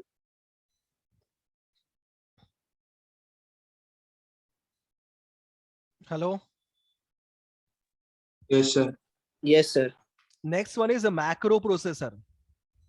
अगर इसका भी वो एग्जांपल लिखेंगे हम लोग मैक्रो प्रोसेसर का. एक मैक्रो क्रिएट करते हैं.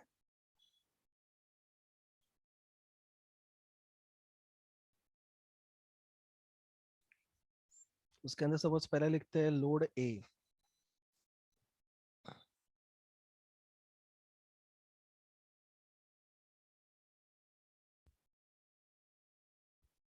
ये मैंने मैक्रो लिखा. Macro and.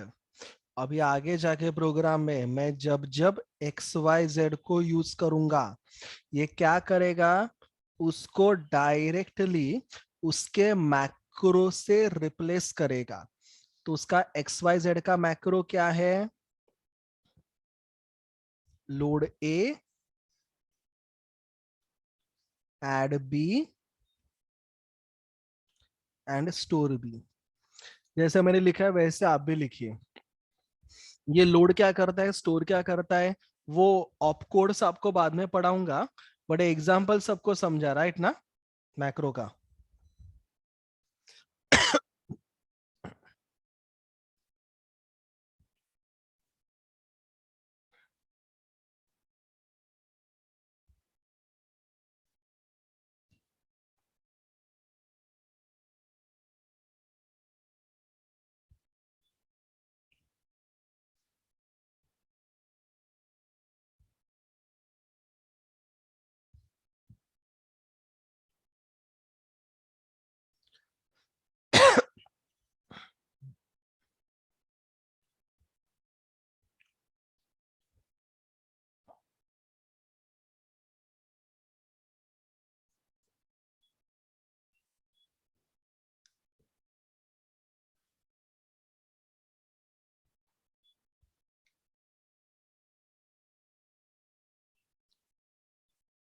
चलिए, डन एवरीवन.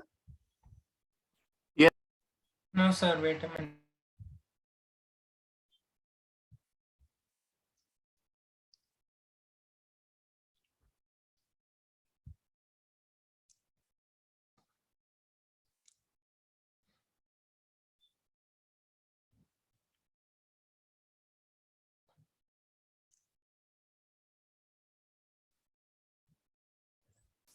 सर एक सेकंड पीछे का डायग्राम बताओगे? हेलो. कुछ नहीं, assembly language, assembler, machine code language.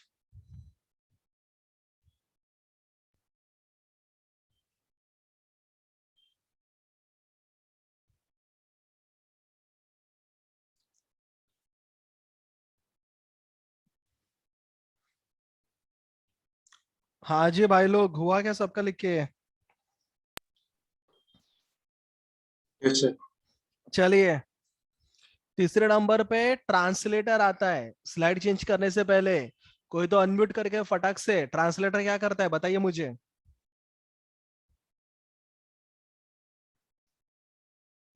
Translator क्या करता है?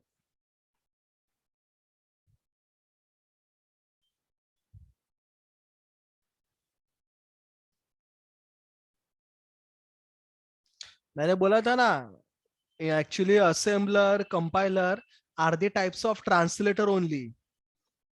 ट्रांसलेटर कहने से मेरे एक प्रोग्रामिंग लैंग्वेज को दूसरे प्रोग्रामिंग लैंग्वेज में कन्वर्ट करता है. अरे स्टूडेंट, याद है क्या सबको?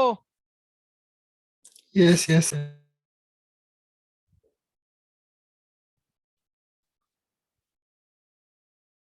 बेसिकली मेरे एक प्रोग्रामिंग लैंग्वेज को, लेट्स कॉल इट प्रोग्राम 1, उसको दूसरे प्रोग्रामिंग लैंग्वेज में कन्वर्ट करता है. Let's call it as program 2. For example ये कन्वर्ट कर सकता है मेरे एक प्रोग्रामिंग लैंग्वेज को. Let's call it as example, मेरे C++ को ये असेंबली लैंग्वेज में कन्वर्ट कर सकता है. या C++ को जावा में कन्वर्ट कर सकता है, या सी को जावा में कन्वर्ट कर सकता है, वॉट एक प्रोग्रामिंग लैंग्वेज को दूसरे प्रोग्रामिंग लैंग्वेज में कन्वर्ट करना, that is the use of a translator.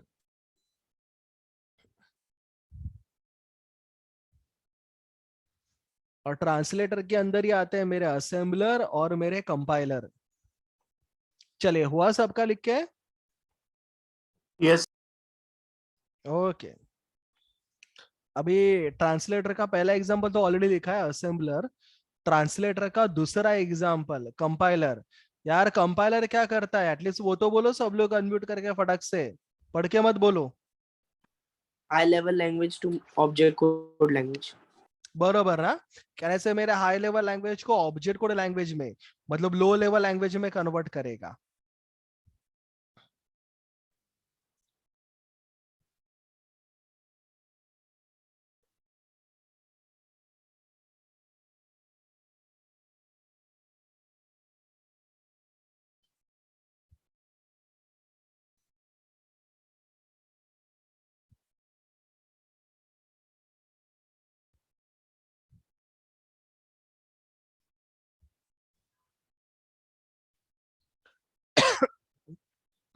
That is the use of compiler.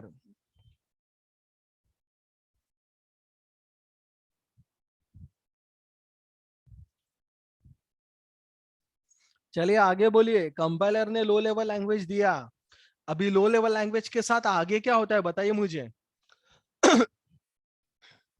.exe file बनता है. हाँ, लेकिन .exe फाइल, वेरी गुड, किसी ने परफेक्ट आंसर दिया. कौन बनाता है वो? Linker. एग्जैक्टली. तो लिंकर पता है ना, आपके सारे ऑब्जेक्ट कोड्स को कंबाइन करेगा. तो फॉर एग्जांपल डायग्राम के अंदर ऐसे बनाने का, ये मेरा पहला ऑब्जेक्ट कोड है. लेट्स सपोज ये मेरे मेन प्रोग्राम का ऑब्जेक्ट कोड है, लेकिन मेन प्रोग्राम कोई एक्सटर्नल फाइल्स को भी कभी कभी यूज करता है. तो सपोज ये मेरा ऑब्जेक्ट कोड 1 है, ये मेरा ऑब्जेक्ट कोड 2 है. इन सब को एक दूसरे के साथ लिंक करने का काम करेगा मेरा लिंकर. तो इधर बॉक्स के अंदर मैं लिखूंगा लिंकर. लिंकर इन सबको लिंक करके कहना से एज एन आउटपुट मुझे एक एग्जीक्यूटेबल फाइल रिटर्न करता है. It will give me .exe file. तो ये लिंकर का परफेक्ट डायग्राम है.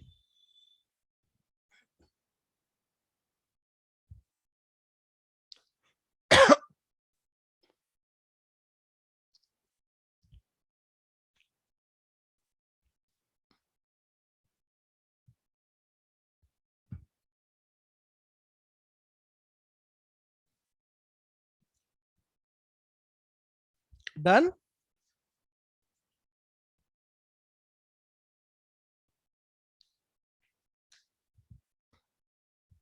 Yes, sir. चलिए आगे का प्रोसेसिंग बताइए मुझे. लिंकर ने मुझे .exe फाइल दिया, what will happen next with it?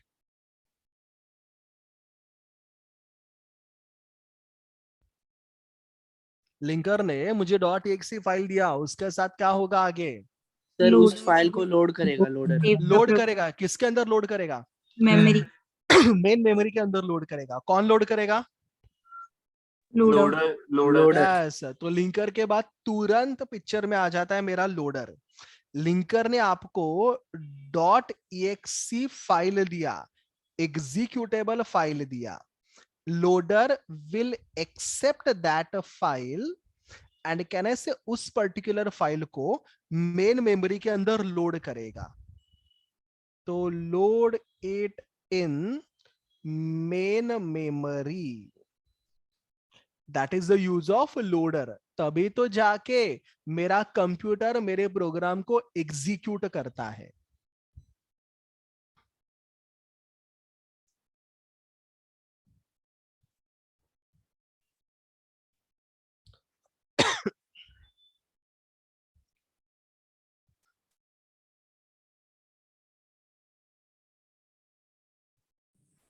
Sir, please go to the previous slide. या श्योर श्योर, ये हुआ सबका लिख के. Let all complete this one.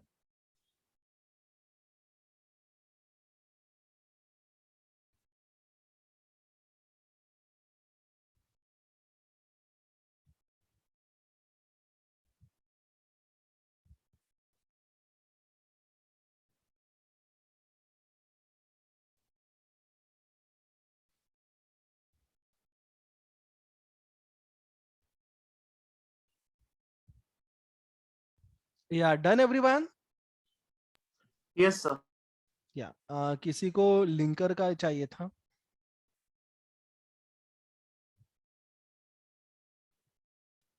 Done, sir. The next one would be device driver. Device driver के बारे में क्या मैंने बोला था याद है ना? स्टूडेंट पहले मेरी हेल्प करो, जरा इधर ध्यान दो. आपका जो हार्डवेयर होता है, कैसे उस हार्डवेयर को समझ में आता है? क्या हार्डवेयर को समझ में आता है रे? High level command. नहीं नहीं, वो तो हाई लेवल कमांड तो आपका ऑपरेटिंग सिस्टम देगा ना. आपका जो ओएस होता है operating system, it will give you high level command. But मेरे हार्डवेयर को क्या समझ में आता है? कैसे मेरे हार्डवेयर को समझ में आता है? हार्डवेयर स्पेसिफिक मशीन कोड, मतलब हार्डवेयर का मशीन कोड समझ में आता है. और मेरे ओएस के कमांड को हार्डवेयर के मशीन कोड में कन्वर्ट करने का काम ही करता है मेरा device driver.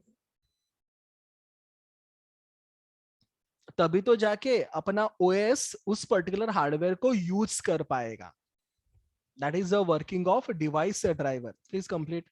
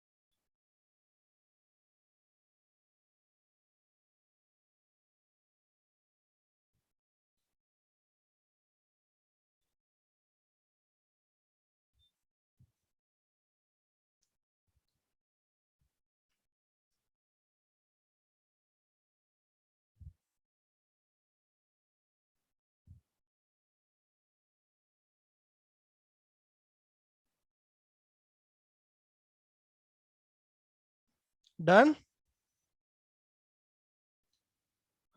Yes, sir. Hello, done with diagram everyone? No, sir. Please complete it.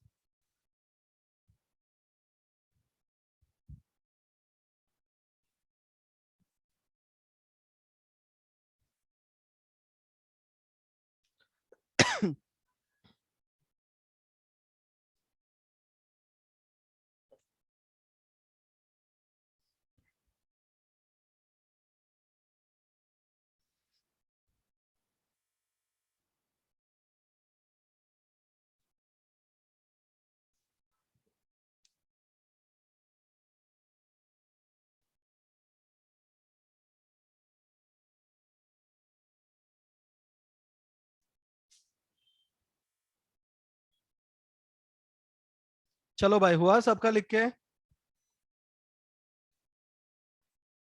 Yes sir. तो ये था आपका 7 नंबर का सिस्टम प्रोग्राम और सिस्टम सॉफ्टवेयर. 8, 9, 10 का सिर्फ डेफिनेशन है, कोई डायग्राम नहीं है, तो you can directly write down their definitions. It is operating system. The 9 one is editor, जिसके ऊपर I can write the program. And the 10th one is debugger, जो आपको पता है ना, एरर को मुझे यूजर या ह्यूमन रीडेबल फॉर्मेट में प्रेजेंट करने के लिए यूज कर होता है.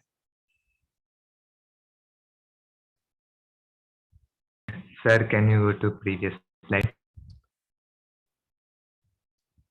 ओके, हुआ आपका?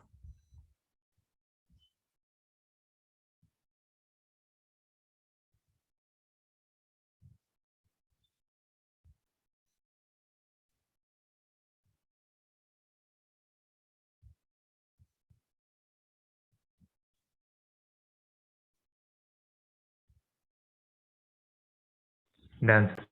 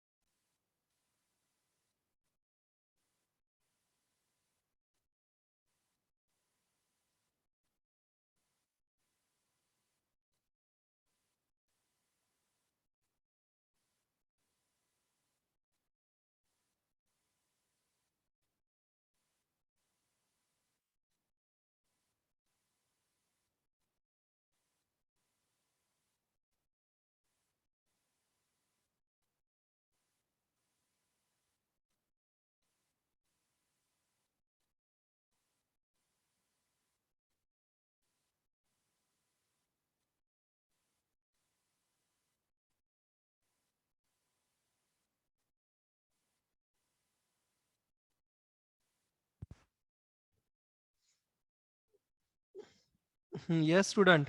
Done, everyone? No, sir, last. Okay okay, आराम से.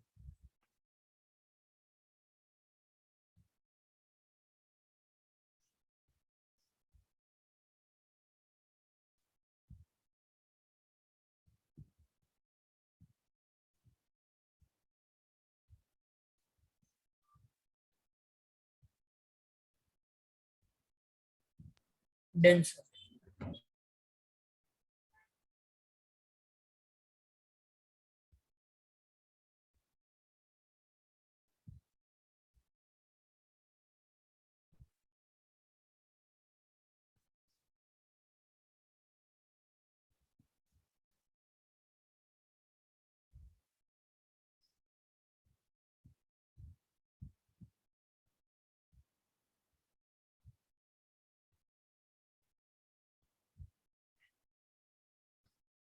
Okay, done everyone?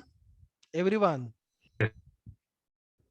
थोड़ा सा इंटरेक्टिव रहिए रे, आप एकदम शांत शांत मत बैठो सब लोग. Yes, sir.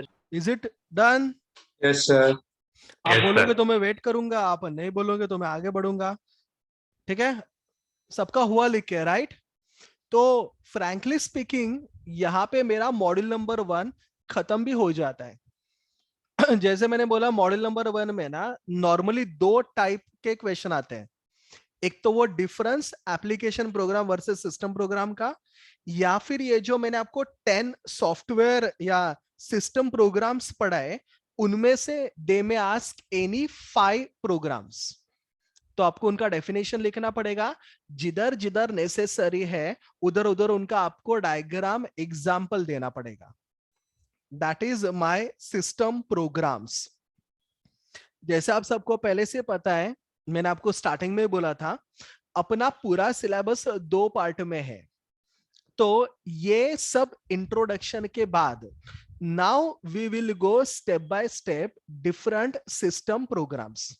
पहले असेंबलर से चालू करेंगे, then macro processor, then loader and linker, and then we will jump, finally jump जो अपना होगा वो कंपाइलर के पास होगा. कंपाइलर का वर्किंग थोड़ा सा डिफिकल्ट है क्योंकि कंपाइलर डायरेक्टली आपके हाई लेवल लैंग्वेज के साथ डील करता है. इसके लिए कंपाइलर के लिए 2 चैप्टर्स है. Okay students?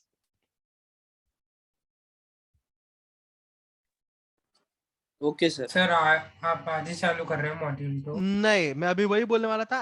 As today we have our introductory lecture, तो आज मैं चाहता हूं कि बस इस इंट्रोडक्शन पे हम लोग रुक जाए. असेंबलर को we will start from our next lecture. तो नेक्स्ट वीक अपना जो लेक्चर रहेगा हर Tuesday 5:30 to 8:30, next Tuesday we will start with our module number 2 assembler. ठीक है?